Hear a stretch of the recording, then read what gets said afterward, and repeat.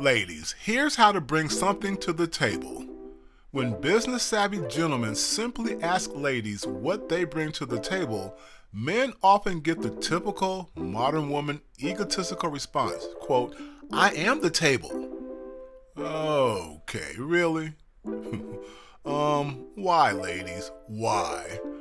This silly response suggests that such women have no concept of how business works or negotiation. That's surprising given how many modern women love to brag about being boss chicks and CEOs, yet have no clue about what the negotiating table means. That's right, ladies. Every business deal is secured at some kind of negotiation table, whether it be in a boardroom, conference room, coffee house, or restaurant. Even in politics and diplomacy, top government officials of two countries have the concept of bringing terms, conditions, treaties, etc. to the table to seal the deal. This has been done for thousands of years. When two large corporations do a mergers and acquisitions deal, they have to first do due diligence over months or years before coming to the table to finalize the merger. And two human beings are the same way. Teams of lawyers, accountants, technology advisors, and business consultants spend thousands of hours hammering out terms of the deal. Even in the days before paper currency, bartering was an even exchange between two people who each got something of value from each other. For instance, let's say you make bread but need high-heel shoes. Next door is a guy who makes shoes but needs bread. What is the best way for you both to make an even exchange? Is a loaf of bread worth a pair of fancy high-heel shoes? I think we can all agree that a loaf of bread, which is usually a few dollars, is nowhere near enough for a well-made pair of high-heel shoes.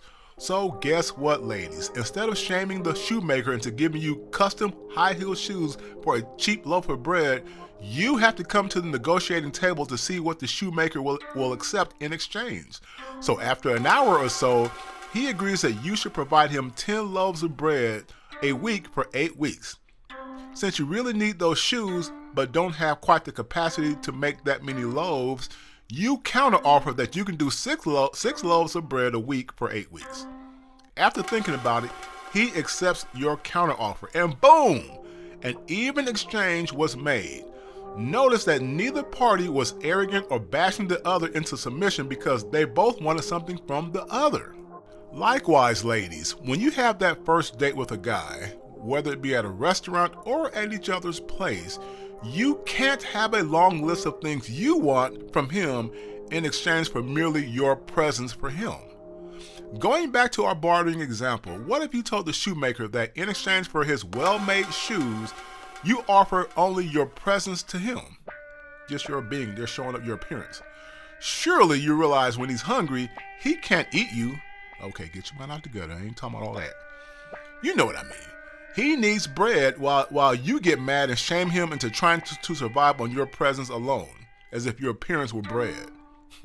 Didn't the Bible say man shall not live by bread alone? Likewise, man can't live by your appearance alone. You need to bring something of equal value in exchange at the table. In other words, just like you perfectly understood that the shoemaker needed bread in exchange for the shoes, when it comes to dating and relationships, you have to ask what the man expects in return for the things you want. I shouldn't have to tell grown folks this basic concept, but modern womanism has skewed the minds of many ladies in this area, which has led to the exodus of great men from the dating scene.